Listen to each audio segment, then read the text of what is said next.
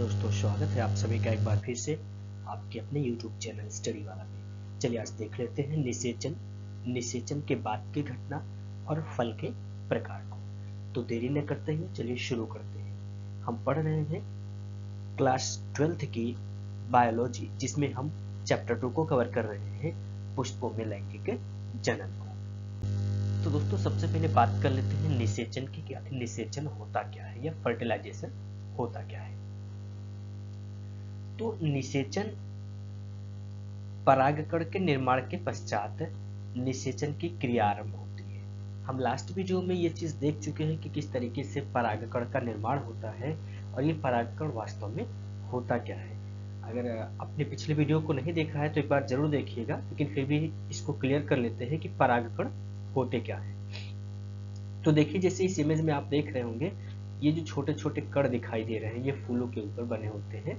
जो फूलों का सबसे ऊपरी भाग होता है तो उस पर ये दिखते हैं। तो ये जो पीला पीला छोटा छोटा कण दिखाई दे रहा है, इसी को कहते हैं परागकण। ऐसा कहा जाता है कि यह पुष्प का नर भाग होता है, यानी कि मेल भाग होता है, पुरुष भाग होता है, जिसमें ये परागकण बनते हैं। यह परागकण यानी कि जो पोलन ग्रेन होते हैं, ये ह्यूमन स्पर्म के समान ही होते हैं। जो ये होता है, यह जिस तरीके से ह्यूमन में स्पर्म होता है, ठीक वैसे ही ये परागकण होते हैं। ठीक है। अब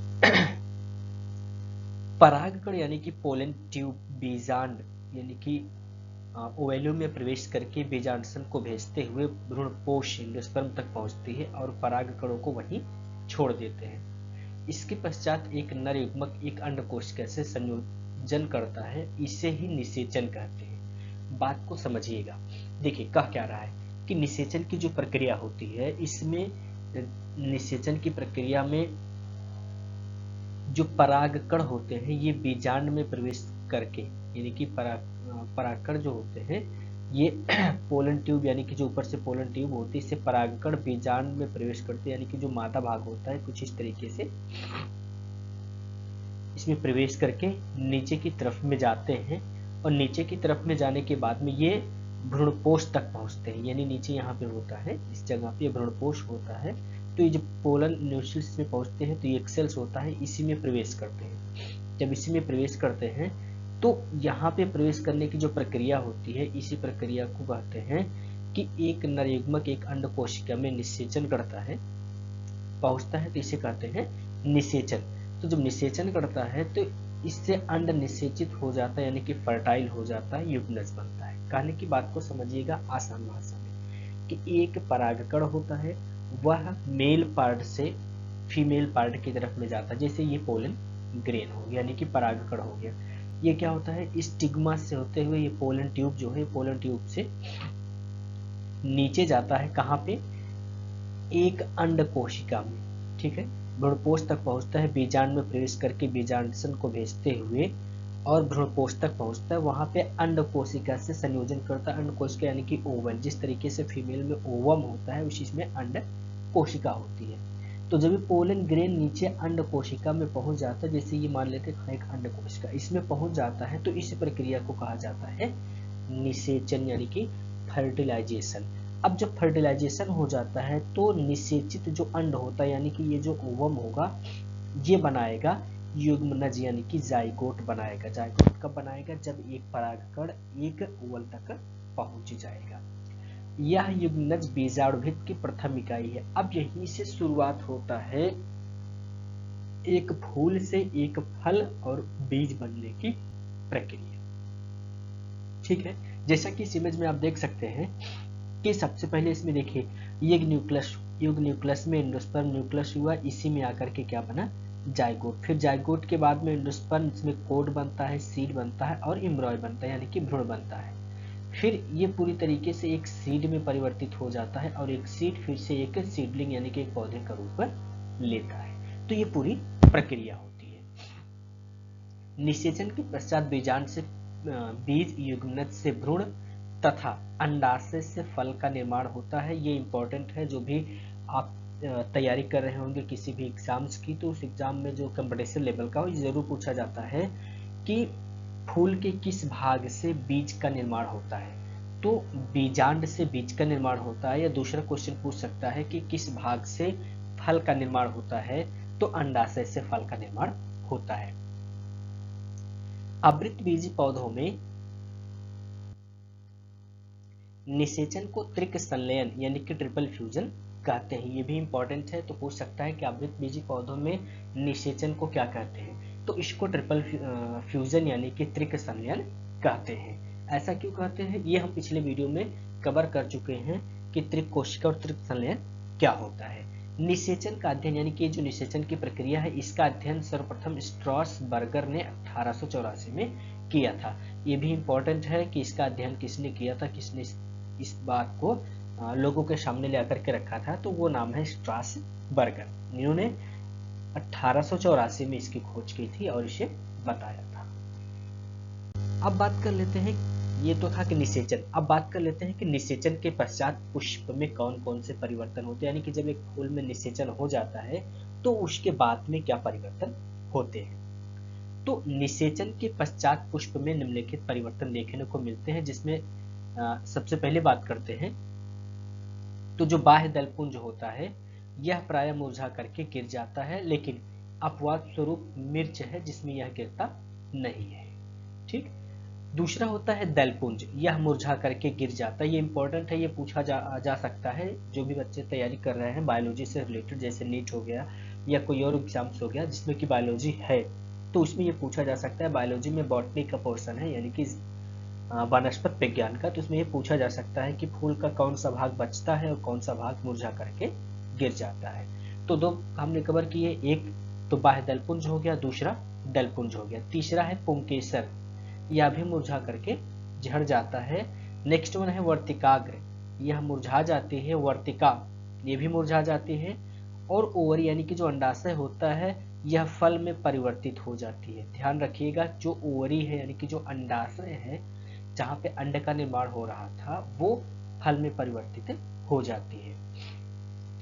अंड भित्ति की बात करें तो यह फल भित्ति में परिवर्तित हो जाती है। भित्ति का मतलब होता है एक तरीके से ऊपरी लेयर या दीवार। ठीक है, तो जैसे फल होता है तो फल का सबसे ऊपरी भाग जो होता है जिसको हम छिलका कहते हैं, तो उसी को फल भित्ति भी कहा जाता है। तो ये फल भित्ति में इसका निर्माण हो जाता है। त्रिसंयोजक केंद्र यानी कि ट्रिपल फ्यूज न्यूक्लियस, तो यह भ्रूणपोष में परिवर्तित हो जाता है या एंडोस्पर्म में परिवर्तित हो जाता है। अंडकोशिका यानी कि एक सेल या भ्रूण एम्ब्रॉय में परिवर्तित हो जाती है और बीजांडसन यह पेरिस्पर्म में परिवर्तित हो जाता है, और जो बीजांड होता है यह बीज में परिवर्तित हो जाता है। तो इसमें से ये जो इम्पोर्टेंट है वो ये वाला इम्पोर्टेंट है कि अंडाशय भित्ति किस में परिवर्तित हो रही है, त्रिसंयोजन केंद्र किस में परिवर्तित हो रहा है, अंडाशय किस में परिवर्तित हो रहा, अंडकोशिका और बीजांडसन और बीजांड किस में परिवर्तित हो रहे हैं। ये इतना इंपॉर्टेंट है, इससे प्रश्न पूछा जा सकता है। और यदि आप इंटर की तैयारी कर रहे हैं तो इंटर में ये सभी आपसे पूछा जा सकता है कि निषेचन के पश्चात पुष्प में कौन से परिवर्तन होते हैं, विस्तृत उत्तर में लिखिए या फिर संक्षिप्त में लिखिए। तो यदि संक्षिप्त में पूछा जाता है तो इस तरीके से लिखेंगे, विस्तृत पूछा जाता है तो विस्तृत के लिए आप नोट्स को फॉलो कर सकते हैं। नोट्स में जिस प्रकार से विस्तृत में लिखा गया है वो आप उसी तरीके से लिख सकते हैं। नोट्स कहाँ से मिलेगा आपको, ये आप लिंक में देख सकते हैं, यानी कि नीचे डिस्क्रिप्शन में हमने लिंक दे रखा है। अब जब निषेचन के पश्चात की घटना की बात कर रहे हैं तो इसमें हमने समझा दिया। अब इसके बाद बात आती है फल के निर्माण की, यानी कि फॉर्मेशन ऑफ फ्रूट। तो जब फल का निर्माण शुरू होता है तो फल के निर्माण में, फल का निर्माण यानी कि ओवरी से होता है और परिपक्व अंडाशय को ही फल कहा जाता है। परिपक्व अंडाशय की फल भित्ति को पेरिकार्प निर्माण करती है और फल भित्ति मोटी या पतली हो सकती है। मोटी फल भित्ति में प्रायः 3 स्तर होते हैं। बाहरी स्तर को बाह्य फल भित्ति यानी कि एपिकार्प कहते हैं, मध्य स्तर को मध्य फल भित्ति यानी कि मेसोकार्प, तथा सबसे अंदर के भाग को अंतः फल भित्ति यानी कि नूरकार्प कहते हैं। अभी हमने समझाया जैसे फल भित्ति का मतलब कि ये ऊपर वाला जो छिलका होता है इसी छिलके को कहा जाता है फल भित्ति, यानी कि जो ऊपर छिलका बना हुआ है इसी को कहा जाएगा फल भित्ति। तो ये फल भित्ति का काम क्या होता है, ये फल को प्रोटेक्ट करता है, फल को सुरक्षित रखता है। इसके भी 3 लेयर होते हैं, बाह्य फल भित्ति, मध्य फल भित्ति और अंतः फल भित्ति। अब जान लेते हैं कि फल के प्रकार कौन कौन से होते हैं। तो फल 2 प्रकार का होता है, एक होता है सत्य फल और दूसरा होता है असत्य फल। ठीक है, पहला कौन सा होता है, सत्यफल। सत्यफल किसे कहते हैं? यदि फल के बनने में केवल अंडाशय ही भाग लेता है तो उसे सत्यफल कहते हैं, जैसे कि आम। ठीक है, अब बात को समझिएगा, यदि सिर्फ अंडाशय से ही फल का निर्माण हो गया है तो ऐसे फल को हम सत्य फल कहते हैं, उदाहरण के तौर पे आम।